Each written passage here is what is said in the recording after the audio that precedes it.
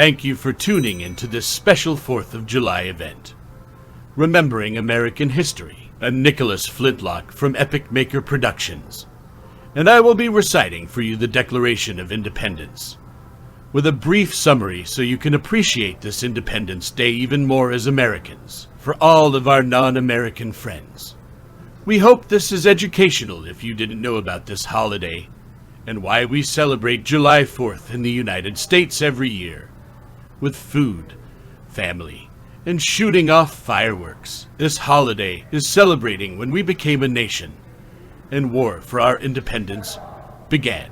The Declaration of Independence states the principles on which our government and our identity as Americans are based. Unlike the other founding documents, the Declaration of Independence is not legally binding, but it is powerful.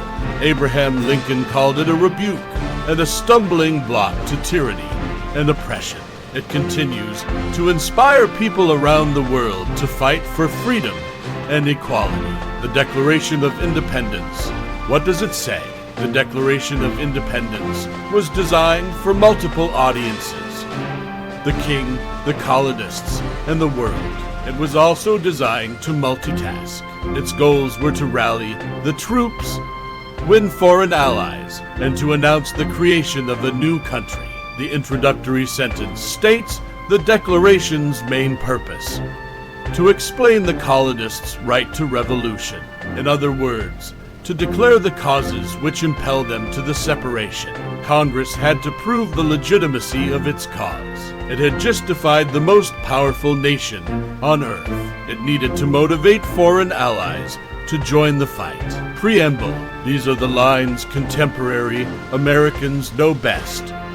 We hold these truths to be self-evident, that all men are created equal, that they are endowed by their Creator with certain unalienable rights, that among these are life, liberty, and the pursuit of happiness. These stirring words were designed to convince Americans to put their lives on the line for the cause. Separation from the mother country threatened their sense of security, economic stability, and identity. The preamble sought to inspire and unite them through the vision of a better life. List of grievances. The list of 27 complaints against King George III constitute the proof of the right to rebellion. Congress cast the causes which impelled them to separation in universal terms for an international audience. Join our fight reads the subtext, and you join humankind's fight against tyranny. Resolution of Independence. The most important and dramatic statement comes near the end, that these united colonies are, and of right ought to be free and independent states. It declares a complete break with Britain and its king, and claims the powers of an independent country. The Declaration of Independence. How did it happen? The revolution begins in the early 1770s. More and more colonists became convinced that Parliament intended to take away their freedom. In fact, the Americans saw a pattern of increasing oppression and corruption happening all around the world. Parliament was determined to bring its unruly American subjects to heel. Britain began to prepare for war in early 1775. The first fighting broke out in April in Massachusetts. In August, the king declared the colonists in a state of open and avowed rebellion. For the first time, many colonists began to seriously consider cutting ties with Britain. The publication of Thomas Paine's stirring pamphlet Common Sense in early 1776 lit a fire under this previously unthinkable idea. The movement for independence was now in full swing. How was it made? Timothy Matlack. He was a Philadelphia brewer whose fiery patriotism earned him a prominent position in the Revolutionary period. He served as a delegate to the Continental Congress. As a master penman, he is believed to have hand-lettered the Parchment Declaration, courtesy of the Museum of Boston Fine Arts Collection, creating the Parchment Declaration on July 19th. Once all 13 colonies had signified their approval of the Declaration of Independence, Congress ordered that it be fairly engrossed on parchment. Timothy Matlack an assistant to the Secretary of the Congress, was most likely the penman signing the Declaration.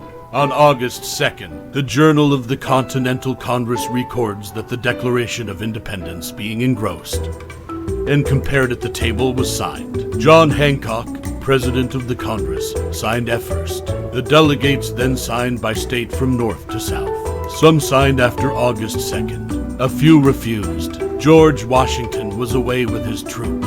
Ultimately, 56 delegates signed the Declaration. Note, the following text is a transcription of the stone engraving of the parchment Declaration of Independence. The spelling and punctuation reflects the original. In Congress, July 4th, 1776. The unanimous declaration of the 13 United States of America. When in the course of human events, it becomes necessary for one people to dissolve the political bands which have connected them with another, and to assume among the powers of the earth the separate and equal station to which the laws of nature and of nature's God entitle them. A decent respect to the opinions of mankind requires that they should declare the causes which impel them to the separation. We hold these truths to be self-evident, that all men are created equal, that they are endowed by their Creator with certain unalienable rights, that among these are life, liberty, and the pursuit of happiness, that to secure these rights, governments are instituted among men, deriving their just powers from the consent of the governed, that whenever any form of government becomes destructive of these ends, it is the right of the people to alter or to abolish it, and to institute new government, laying its foundation on such principles and organizing its powers in such form as to them shall seem most likely to affect their safety and happiness. Prudence, indeed, will dictate that governments long established should not be changed for light and transient causes, and accordingly all experience hath shewn that mankind are more disposed to suffer, while evils are sufferable, than to right themselves by abolishing the forms to which they are accustomed.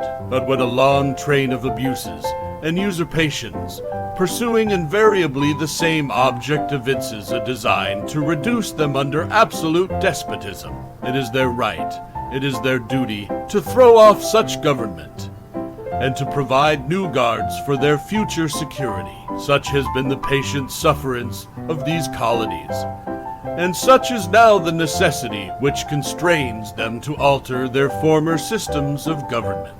The history of the present King of Great Britain is a history of repeated injuries and usurpations, all having in direct object the establishment of an absolute tyranny over these states. To prove this, let facts be submitted to a candid world. He has refused his assent to laws, the most wholesome and necessary for the public good. He has forbidden his governors to pass laws of immediate and pressing importance, unless suspended in their operation till his assent should be obtained, and when so suspended, he has utterly neglected to attend to them. He has refused to pass other laws for the accommodation of large districts of people, unless those people would relinquish the right of representation in the legislature, a right inestimable to them and formidable to tyrants only. He has called together legislative bodies at places unusual, uncomfortable, and distant from the depository of their public records, for the sole purpose of fatiguing them into compliance with his measures. He has dissolved representative houses repeatedly, for opposing with manly firmness his invasions on the rights of the people. He has refused for a long time, after such dissolutions, to cause others to be elected, whereby the legislative powers, incapable of annihilation, have returned to the people at large for their exercise, the state remaining in the meantime exposed to all the dangers of invasion from without and convulsions within. He has endeavored to prevent the population of these states, for that purpose obstructing the laws for naturalization of foreigners, refusing to pass others to encourage their migrations hither, and raising the conditions of new appropriations of lands. He has obstructed the administration of justice by refusing his assent to laws for establishing judiciary powers. He has made judges dependent on his will alone, for the tenure of their offices and the amount and payment of their salaries. He has erected a multitude of new offices, and sent hither swarms of officers to harass our people and eat out their substance. He has kept among us, in times of peace, standing armies without the consent of our legislatures. He has effected to render the military independent of and superior to the civil power. He has combined with others to subject us to a jurisdiction foreign to our Constitution and unacknowledged by our laws, giving his assent to their acts of pretended legislation, for quartering large bodies of armed troops among us, for protecting them by a mock trial from punishment for any murders which they should commit on the inhabitants of these states, for cutting off our trade with all parts of the world, for imposing taxes on us without our consent, for depriving us in many cases of the benefits of trial by jury, for transporting us beyond seas to be tried for pretended offenses, for abolishing the free system of English laws in a neighboring province, establishing therein an arbitrary government, and enlarging its boundaries so as to render it at once an example and fit instrument for introducing the same absolute rule into these colonies, for taking away our charters, abolishing our most valuable laws, and altering fundamentally the forms of our governments, for suspending our own legislatures, and declaring themselves invested with power to legislate for us in all cases whatsoever. He has abdicated government here, by declaring us out of his protection and waging war against us. He has plundered our seas, ravaged our coasts, burned our towns, and destroyed the lives of our people. He is at this time transporting large armies of foreign mercenaries to complete the works of death, desolation, and tyranny, already begun with circumstances of cruelty and perfidy scarcely paralleled in the most barbarous ages, and totally unworthy the head of a civilized nation.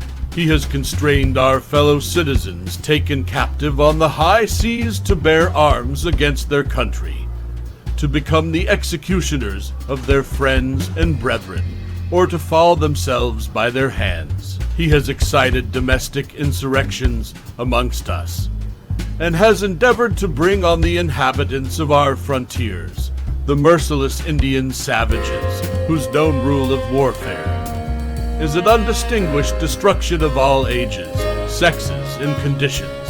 In every stage of these oppressions, we have petitioned for redress in the most humble terms. Our repeated petitions have been answered only by repeated injury. A prince whose character is thus marked by every act which may define a tyrant is unfit to be the ruler of a free people, nor have we been wanting in attentions to our British brethren. We have warned them from time to time of attempts by their legislature to extend an unwarrantable jurisdiction over us. We have reminded them of the circumstances of our emigration and settlement here. We have appealed to their native justice and magnanimity, and we have conjured them by the ties of our common kindred to disavow these usurpations, which would inevitably interrupt our connections and correspondence. They too have been deaf to the voice of justice and of consanguinity. We must, therefore, acquiesce in the necessity which denounces our separation, and hold them as we hold the rest of mankind,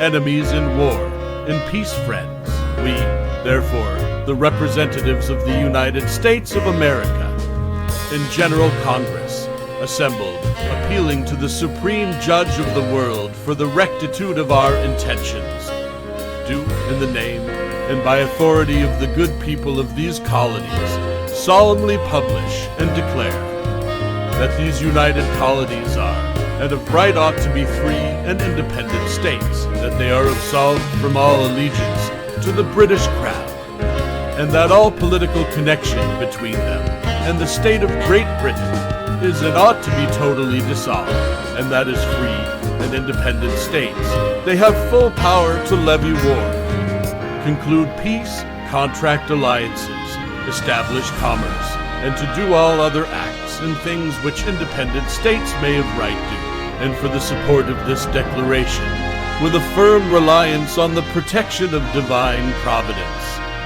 We mutually pledge to each other our lives, our fortunes, and our sacred honor. Prologue. After a public reading of the Declaration of Independence at Bowling Green.